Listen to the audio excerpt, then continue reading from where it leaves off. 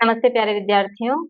आज हम पढ़ेंगे कक्षा 6 की एनसीईआरटी की पुस्तक संस्कृत की बुद्दीपकम और पाठ का नाम है बुद्धि सर्वार्थ साधिका। पाठ का नाम का मतलब है बुद्धि से सभी कार्य सिद्ध होते हैं। ठीक है, तो जैसा कि हम देख रहे हैं कि ये जो चित्र है वो हमारी पाठ्य पुस्तक में भी है और इसी को देखकर ये पूरी कहानी बनी है।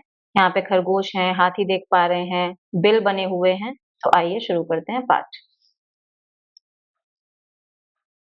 पहले मैं उच्चारण करूंगी, उसके बाद मैं हिंदी बताएंगे। ठीक। एकस्मिन् वने एकः नित्यजलपूर्णः महान् सरोवरः अस्ति। कदाचित् एकं पिपासाकुलं गजयूथं वनान्तरात् तत्र आगच्छति।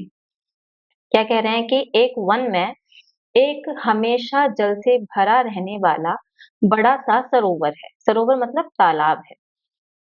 किसी दिन एक प्यास से व्याकुल हाथियों का समूह, गजयूथ मतलब हाथियों का समूह, वनांतरात किसी दूसरे वन से वहां पर आता है।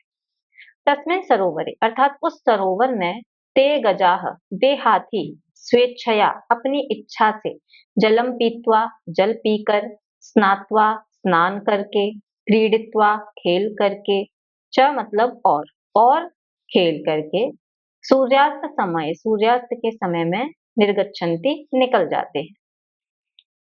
तस्य च और उस सरोवरस्य सरोवर के तीरे मतलब किनारे पर, उस सरोवर के किनारे पर समन्तात सुकोमल भूमौ मतलब जो चारों ओर फैली हुई कोमल भूमि थी उस पर बहूनि शशक बिलानि संति, बहुत सारे खरगोशों के क्या होते हैं, बिल होते हैं, मतलब खरगोश वहां पे रहते हैं। येषु बहवः शशिकाः निवसन्ति, जहां पर बहुत सारे खरगोश निवास करते हैं। गजानां परिभ्रमणेन मतलब हाथियों के घूमते रहने से, तेषु बिलेषु निवसन्तः उन बिलों में रहने वाले बहवः शशकाः अर्थात बहुत सारे जो खरगोश थे वो क्षतविक्षताः भवन्ति, वो घायल हो जाते हैं। केचन पुनः मृताः अपि भवन्ति और कुछ तो मर ही जाते हैं। अतः इसीलिए शशकाः भीताः जो खरगोश हैं वो भयभीत हो जाते हैं। च और चिंतामग्नाः भवन्ति चिंतामग्न होते हैं। ते दुःखम अनुभवन्ति वे दुख का अनुभव करते हैं। स्वरक्षार्थम च ते उपायम चिंतयन्ति और अपनी रक्षा के लिए वे उपाय सोचते हैं। ठीक है, ये इस गद्य से संबंधित कठिन शब्द हैं। ठीक है, आप चाहें तो इसका स्क्रीनशॉट ले सकते हैं।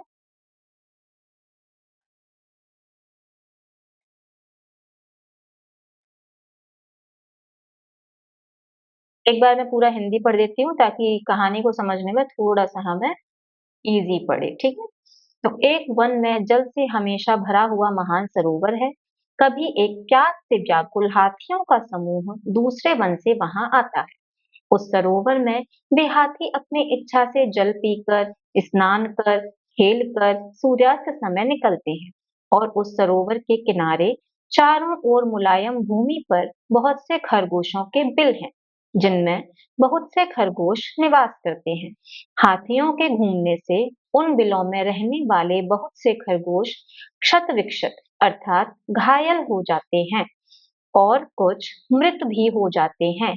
अतः खरगोश भयभीत और चिंतामग्न होते हैं। वे दुख का अनुभव करते हैं और वे अपनी रक्षा के लिए उपाय सोचते हैं। आगे अगला गद्य है। एकस्मिन् दिने एक दिन सायंकाले, सायंकाल मतलब शाम के समय में, तेषां शशकानां उन खरगोशों की सभा भवति सभा होती है।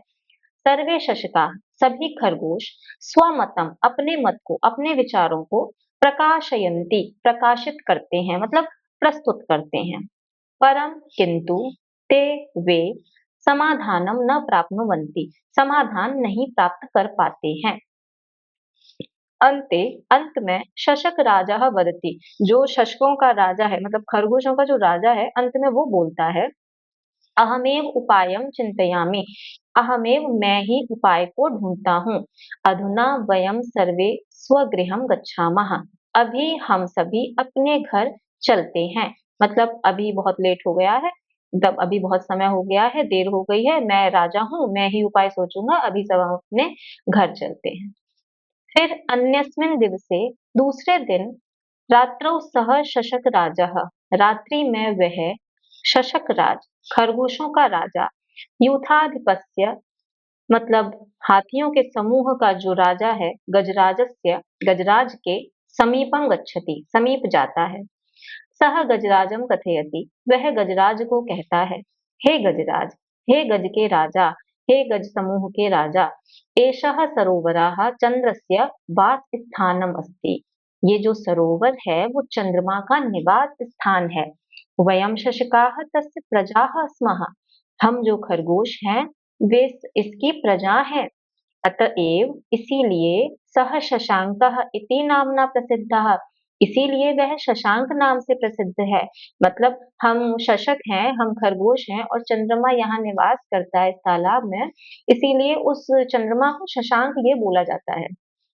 यदा शशकाः जीवन्ति, जब खरगोश जीवित हैं, तदा एव तब ही चंद्रः प्रसन्नः भवति, चंद्रमा प्रसन्न होता है। ये इस गद्य से संबंधित कठिन शब्दार्थ।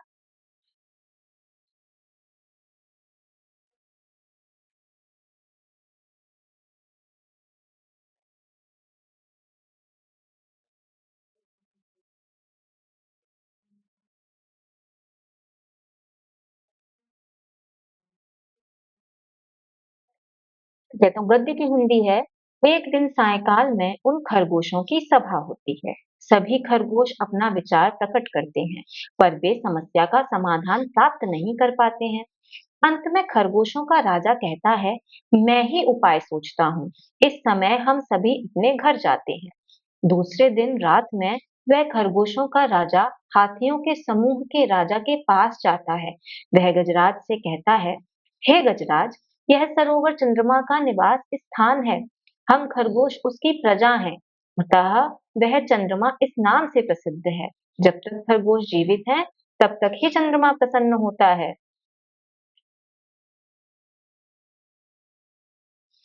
संस्कृत गद्य। गजराजः पृच्छति, ये सुनकर कि चंद्रमा तभी प्रसन्न होता है जब तक खरगोश खुश हैं, ये सुन के गजराज बोलते हैं, कथम अहम विश्वासम करोमि, मैं कैसे इस बात पर विश्वास करूं? किम सत्यमेव चंद्रः सरोवरे तिष्ठति, क्या सचमुच ही चंद्रमा सरोवर में रहता है? यदि सरोवरः चंद्रदेवस्य वास स्थानम, यदि सरोवर चंद्रदेव का निवास स्थान है, तर्हि तत्प्रदर्शयतु, तो फिर वह दिखलाओ मुझे। शशकाः कथयति, खरगोश कहता है, आम यानी हाँ, चंद्रस्य दर्शनाय आवाम अधुना एव सरोवरं प्रति चलावः, चंद्र के दर्शन के लिए हम दोनों अभी ही सरोवर की ओर चलते हैं। गजराजः शशक राजेन सह सरोवरस्य समीपं गच्छति, हाथियों का राजा खरगोश के राजा के साथ तालाब के समीप जाता है। वह जल में चंद्रस्य प्रतिबिंबम पश्यति, चंद्रमा का प्रतिबिंब देखता है। चकितः च भवति, और चकित हो जाता है, उसे अचंबा होता है। सह भयेन चंद्रम नमति, वह भयवश चंद्रमा को नमस्कार करता है। ततः सह, उसके बाद वह गजयूथेन सह, गज समूह के साथ अन्यत्र गच्छति, दूसरी ओर कहीं और चला जाता है। सः गजयूथः, वह हाथियों का समूह, पुनः कदापि तस्य सरोवरस्य समीपम न आगच्छति, फिर कभी भी उस सरोवर के समीप नहीं आता है। शशकाः तत्र सुखेन तिष्ठन्ति, खरगोश वहां सुखपूर्वक रहते हैं। सत्यम एव उक्तम, सत्य ही कहा गया है। बुद्धि सर्वार्थ साधिका, अर्थात बुद्धि सभी अर्थों में सहायक है, सभी कार्य हमारे बुद्धि से ही सिद्ध होते हैं। ये इस गद्य से संबंधित कठिन शब्दार्थ।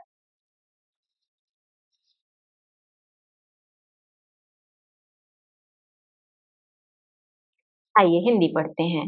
गजराज पूछता है, मैं कैसे विश्वास करूं? क्या सच में चंद्रमा सरोवर में रहता है? यदि सरोवर चंद्रदेव का निवास स्थान है, तो वह दिखाइए। खरगोश कहता है, हाँ, चंद्रमा के दर्शन के लिए हम दोनों अभी ही सरोवर की ओर चलते हैं। गजराज शशक के साथ सरोवर के समीप जाता है। वह जल में चंद्रमा का प्रतिबिंब देखता है और चकित होता है। वह भय से चंद्रमा को नमन करता है। उसके बाद वह गजराज अपने गज समूह के साथ कहीं और जाता है। वह गजराज फिर कभी उस सरोवर के समीप नहीं आता है। खरगोश वहां सुखपूर्वक रहते हैं। सत्य ही कहा गया है, बुद्धि से सभी कार्य सिद्ध हो जाते हैं। ये था हमारा पाठ। अब इसको हम 2 से 3 बार पढ़ेंगे तो सभी हम प्रश्नोत्तर का अभ्यास कार्य स्वयं कर पाएंगे। ठीक है? मिलते हैं छात्रों अपनी अगली वीडियो में। तब तक के लिए ध्यान रखिए।